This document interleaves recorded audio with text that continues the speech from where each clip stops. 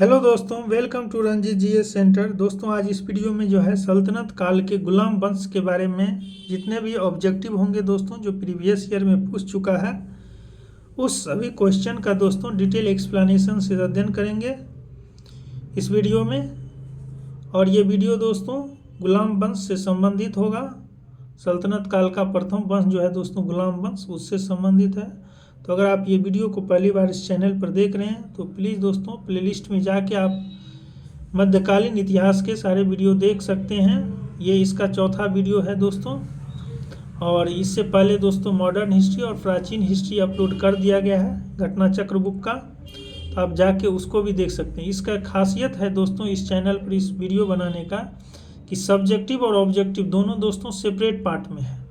तो इससे ये आसान होता है कि अगर आपको सब्जेक्टिव देखना है तो आप सब्जेक्टिव देख सकते हैं, ऑब्जेक्टिव देखना होगा तो आप जल्दी जल्दी रिवीजन करने के लिए डबल स्पीड करके दोस्तों आप ऑब्जेक्टिव को भी अध्ययन कर सकते हैं। तो इसलिए ये सीरीज चलाया जा रहा है, तो आप लोग प्लीज़ इस चैनल को सब्सक्राइब कर लीजिएगा। तो चलिए दोस्तों शुरू करते हैं। पहला क्वेश्चन है गुलाम वंश का संस्थापक कौन था? तो इसका करेक्ट ऑप्शन हो जाएगा डी, कुतुबुद्दीन ऐबक जो दोस्तों गुलाम वंश का संस्थापक था। और ये मोहम्मद गौरी जो था उसका दास था, याद रखिएगा। और गुलाम वंश का दोस्तों समय है 1206 से 1290 ईस्वी तक, इसको भी आप याद रखिएगा, ठीक है। उसके बाद है दोस्तों दूसरा नंबर क्वेश्चन, गुलाम वंश का प्रथम शासक कौन था? इसका भी करेक्ट ऑप्शन बी हो जाएगा, कुतुबुद्दीन ऐबक। तीसरा क्वेश्चन देखिएगा दोस्तों, दिल्ली सल्तनत का कौन सा सुल्तान लाख बख्श के नाम से जाना जाता था? तो लाख बख्श के नाम से दोस्तों ये कुतुबुद्दीन ऐबक को जाना जाता था, जो कि गुलाम वंश का संस्थापक था, इसको याद रखिएगा। चौथा नंबर क्वेश्चन देखिएगा दोस्तों, ढाई दिन का झोपड़ा क्या है? तो ये दोस्तों ढाई दिन का झोपड़ा जो है ये अजमेर में बनाया गया है, यह एक मस्जिद है दोस्तों, इसको याद रखिएगा। ढाई दिन का झोपड़ा ये एक मस्जिद है जो कि अजमेर में बनाया गया है कुतुबुद्दीन ऐबक के द्वारा। उसके बाद है दोस्तों, निम्नलिखित में से किसने प्रसिद्ध कुतुब मीनार के निर्माण में योगदान नहीं दिया? यानी कुतुब मीनार के दोस्तों निर्माण में योगदान नहीं दिया। तो कुतुबुद्दीन ऐबक दोस्तों इन्होंने प्रारंभ किया था निर्माण कार्य कुतुब मीनार का, और इल्तुतमिश ने इसे पूरा किया था, ठीक है दोस्तों। और फिरोज शाह तुगलक के समय में दोस्तों इस मंजिला इमारत के दोस्तों चौथी बिल्डिंग का क्षति हुआ था, इसके जगह पर फिरोज शाह तुगलक ने 2 और मंजिल बना दिया था। यानी कि ये तीनों दोस्तों कुतुबुद्दीन ऐबक, इल्तुतमिश और फिरोज शाह तुगलक जो है कुतुब मीनार के निर्माण में योगदान दिया है। गयासुद्दीन तुगलक जो है दोस्तों ये तुगलक वंश का है, इन्होंने ध्यान नहीं दिया। तो आप याद रख सकते हैं ये तीनों को। 6 नंबर क्वेश्चन देखिएगा दोस्तों, कुतुबुद्दीन ऐबक की राजधानी थी? तो ये इसका करेक्ट होगा लाहौर दोस्तों कुतुबुद्दीन ऐबक की राजधानी थी, ठीक है। और दोस्तों कुतुबुद्दीन ऐबक की मृत्यु के बाद दोस्तों इसे लाहौर में ही दफनाया गया, इसको भी याद रखिएगा। 7 नंबर क्वेश्चन है दोस्तों, सुल्तान कुतुबुद्दीन ऐबक की मृत्यु कैसे हुई थी?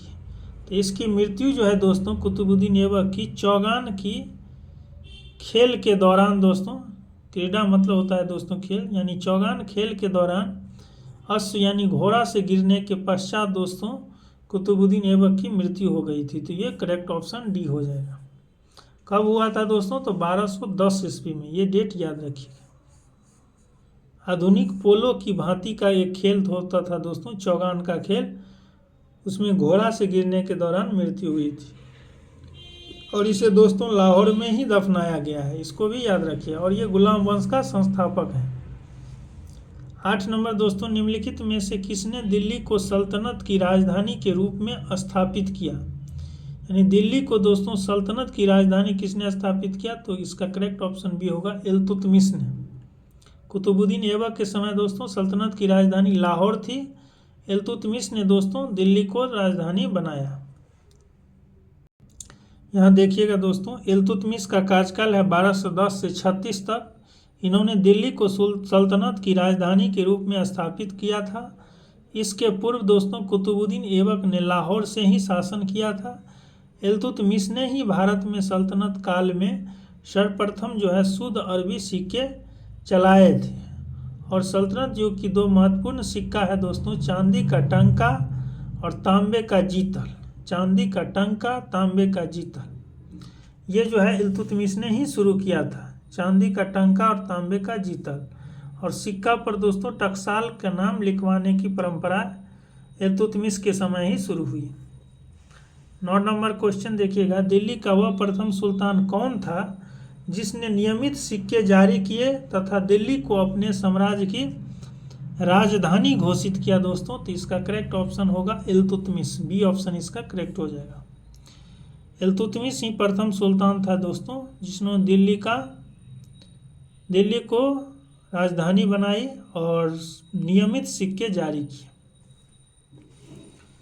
10 नंबर क्वेश्चन है दोस्तों, निम्नलिखित में से कौन सी इल्तुतमिश के राज्यकाल में सल्तनत की राजधानी थी दोस्तों? इल्तुतमिश के समय राजधानी थी दिल्ली, डी ऑप्शन इसका करेक्ट होगा। 11 नंबर, सल्तनत के निम्नलिखित सुल्तानों में से किसने सर्वप्रथम अपनी राजधानी दिल्ली स्थानांतरित की दोस्तों? तो इसका करेक्ट ऑप्शन होगा इल्तुतमिश दोस्तों, लाहौर से दिल्ली राजधानी स्थानांतरित की इल्तुतमिश।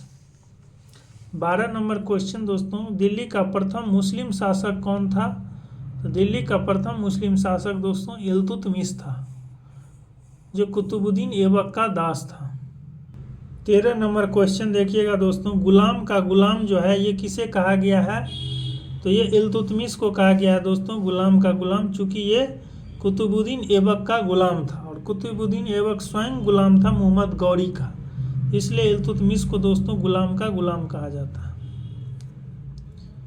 उसके बाद है 14 नंबर क्वेश्चन दोस्तों, निम्नलिखित में से कौन मध्यकालीन भारत की प्रथम महिला शासिका थी? तो मध्यकालीन भारत की प्रथम महिला शासिका दोस्तों रजिया सुल्तान थी, जिसका टाइम पीरियड है 1236 से 1240 ईस्वी तक। 15 नंबर क्वेश्चन है दोस्तों, मंगोल आक्रमणकारी चंगेज खां भारत की उत्तर पश्चिम सीमा पर निम्न में से किसके काल में आया था दोस्तों? तो ये चंगेज खां जो है भारत के उत्तर पश्चिमी सीमा पर इल्तुतमिश के समय आया था, इसका करेक्ट ऑप्शन हो जाएगा बी। 16 नंबर क्वेश्चन है दोस्तों, दिल्ली का कौन सुल्तान मंगोल नेता चंगेज खां का समकालीन था? तो इसका करेक्ट ऑप्शन होगा इल्तुतमिश दोस्तों, इसी के समय चंगेज खां जो है भारत की उत्तर पश्चिमी सीमा पर आया था। उसके बाद है दोस्तों, किसके शासनकाल में मंगोल प्रथम बार सिंधु नदी के तट पर देखे गए? तो ये दोस्तों इल्तुतमिश के समय। 18 नंबर क्वेश्चन, चंगेज खां के अधीन मंगोलों ने भारत पर आक्रमण किया था दोस्तों? तो ये इल्तुतमिश के शासनकाल में आक्रमण किया था। 19 नंबर दोस्तों, चंगेज खान का मूल नाम क्या था? तो चंगेज खान का मूल नाम था दोस्तों तेमुचीन, याद रखिएगा, डी और सी ऑप्शन करेक्ट हो जाएगा। तेमुचीन जो है ये चंगेज खान का मूल नाम है, सी ऑप्शन करेक्ट हो जाएगा। 20 नंबर क्वेश्चन देखिएगा, इल्तुतमिश ने बिहार में अपना प्रथम सूबेदार नियुक्त किया था दोस्तों? तो ये एवाज के स्थान पर मलिक जानी को दोस्तों बिहार का प्रथम सूबेदार नियुक्त किया था इल्तुतमिश। किसके जगह पर? तो एवाज के स्थान पर मलिक जानी को।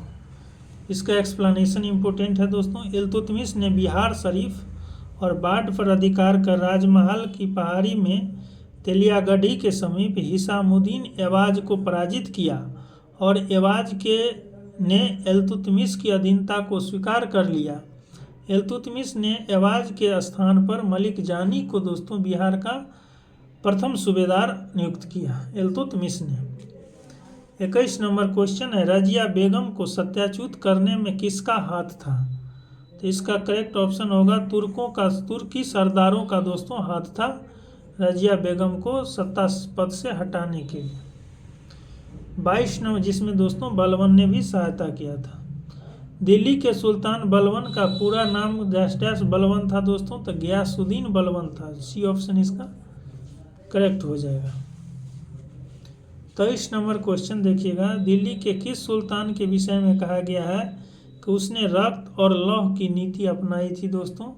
तो ये बलबन के विषय में कहा गया है कि बलबन ही दोस्तों रक्त और लौह की नीति अपनाई थी। B option. बलबन के बारे में दोस्तों कुछ फैक्ट देख लीजिएगा कि बलबन के विषय में कहा गया कि उसने रक्त और लौह की नीति अपनाई थी। बलबन के राजत्व सिद्धांत की दो विशेषताएं दोस्तों। प्रथम थी कि सुल्तान का पद ईश्वर के द्वारा प्रदत्त किया होता है, यानी ईश्वर के द्वारा प्रदान किया जाता है। और दूसरा था दोस्तों सुल्तान का निरंकुश होना आवश्यक है। ये दोनों दोस्तों बलबन के राजत्व सिद्धांत की मुख्य विशेषता थी। उसके अनुसार यानी बलबन के अनुसार सुल्तान जो है पृथ्वी पर ईश्वर का प्रतिनिधि है, यानी नियामत एक खुदाई है और उसका स्थान पैगंबर के बाद है। सुल्तान को कार्य करने की प्रेरणा और शक्ति ईश्वर से प्राप्त होती है, बलबन ने कहा है। इस कारण जनसाधारण या सरदारों को उसके कार्यों की आलोचना का अधिकार नहीं है। ये बलबन का कथन है। 24 नंबर क्वेश्चन दोस्तों, कथन है कि बलबन ने अपने शासन को शक्तिशाली बनाया और सारी सत्ता अपने हाथ में केंद्रित कर ली। तो ये सही है। वह उत्तर पश्चिम सीमा को मंगोल आक्रमण से सुरक्षित करना चाहता था। यस दोस्तों, बलबन जो है उत्तर पश्चिम सीमा को मंगोल आक्रमण से सुरक्षित करने के लिए इन्होंने एक सैन्य विभाग दीवाने अर्ज की स्थापना की थी। तो इसलिए दोनों सही है दोस्तों, ए और आर दोनों कथन सही है। बट कथन ए की समुचित व्याख्या रीजन नहीं करता है। ठीक है दोस्तों, ये रीजन जो है इसकी व्याख्या नहीं करता, पर दोनों सही है। तो ये बी ऑप्शन इसका करेक्ट हो जाएगा। 25 नंबर क्वेश्चन है दोस्तों, देखिएगा कि अपनी शक्ति को समेकित करने के बाद दोस्तों बलबन ने भव्य उपाधि धारण की थी दोस्तों।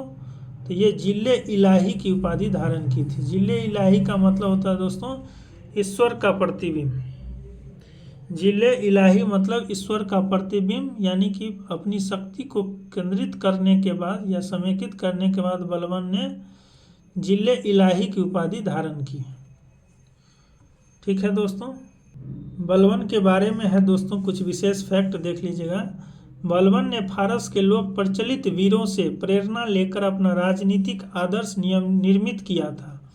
उनका अनुकरण करते हुए उसने राजत्व की प्रतिष्ठा को उच्च सम्मान दिलाने का प्रयत्न किया। राजा को धरती पर दोस्तों ईश्वर का प्रतिनिधि यानी नियामत एक खुदाई कहा। किसने? बलबन ने। और बलबन के अनुसार मान मर्यादा में वह केवल पैगंबर के बाद आता है। राजा मतलब जिले अल्लाह या जिले इलाही अर्थात ईश्वर का प्रतिबिंब है राजा। 26 नंबर क्वेश्चन है दोस्तों कि निम्नलिखित में से किसने भारत में प्रसिद्ध फारसी त्योहार नौरोज को शुरू किया था? तो दोस्तों फारसी त्योहार जो है नौरोज, इसको बलबन ने ही भारत में शुरू किया था। और भी फैक्ट है दोस्तों बलबन के बारे में कि अपने दरबार के लिए बलबन ने एक बड़े सुल्तान के दरबार के अनुरूप नियम बनाए और उन्हें कठोरता से लागू किया। इस क्षेत्र में उसका आदर्श ईरानी बादशाह थे बलबन का, और उसने उनकी कई परंपरा को अपने दरबार में शुरू किया। उसने सिजदा अर्थात भूमि पर लेटकर अभिवादन करना और पाबोस मतलब होता है सुल्तान के चरणों को चूमना की रीतियां शुरू की थी। ठीक है दोस्तों, और फैक्ट है दोस्तों कि उसने अपने दरबार में प्रतिवर्ष जो है फारसी त्यौहार नौरोज जो है इसको बड़ी शानो शौकत के साथ मनाने की प्रथा शुरू की बलबन ने। उसके बाद 27 नंबर क्वेश्चन है दोस्तों, निम्नलिखित में से कौन सा कथन बलबन के संबंध में सही नहीं है यानी गलत कथन है? तो उसने नियामत एक खुदाई के सिद्धांत का प्रतिपादन किया था दोस्तों। नियामत एक खुदाई मतलब पृथ्वी पर ईश्वर का प्रतिनिधि राजा को माना था, ये सही है। उसने इक्तदारी व्यवस्था प्रारंभ की थी दोस्तों, ये गलत है। इक्तदारी व्यवस्था नहीं प्रारंभ की थी बलबन। सी है दोस्तों, उसने तुर्कान ए चहलगानी का प्रभाव समाप्त कर दिया, ये सही है। उसने बंगाल के विद्रोह का दमन किया, ये भी सही है। यानी बी गलत है दोस्तों, बी ऑप्शन सही हो जाएगा। ठीक है, इसमें जो दिया है दोस्तों इक्तदारी व्यवस्था का प्रारंभ, इसको इल्तुतमिश ने शुरू किया था। ये इक्तदारी प्रथा जो है दोस्तों इल्तुतमिश ने शुरू किया था, इसको याद रखिएगा। आइए दोस्तों कुछ विशेष फैक्ट का अध्ययन करते हैं। जैसे बलबन का वास्तविक नाम बहाउद्दीन था। नासिरुद्दीन महमूद ने उसे उलूग खां की उपाधि दिया था बलबन को, और जिले अल्लाह की उपाधि उसने स्वयं धारण की थी। उसका शासनकाल 1266 से 87 तक था दोस्तों। और बलबन अपने राजत्व संबंधी विचारों के लिए प्रसिद्ध है। उसके राजत्व के सिद्धांत का स्वरूप और सार फारस के राजत्व से प्रेरित था दोस्तों।